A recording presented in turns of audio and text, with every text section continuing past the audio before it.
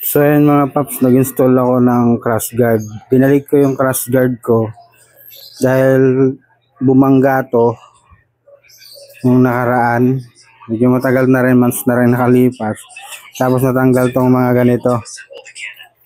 Natanggal yung mga ayan, pinawelding ko uli. At ito natanggal dahil bumangga nga ako. Nakatulong tong crash guard na to. Kaya dahil kung hindi dahil dito, basag tong mas gumastos sana ako ng malaki. Ayan, so kayo, pabor ba kayo sa mga crash guard na ganyan sa motor? Sabi ng iba sa gabal, sabi ng iba mabigat. Sa MC Taxi bawal nga yan. Pero sa akin komportable kasi. Tapos wag apak, lalo may karga yung mga natin, pasahero. Nakakatulong to kasi may space dito. Sa mga gutter naman, siyempre tansyahan mo rin to kasi mas malaki pa yung distansya ng ng footage natin, footrace.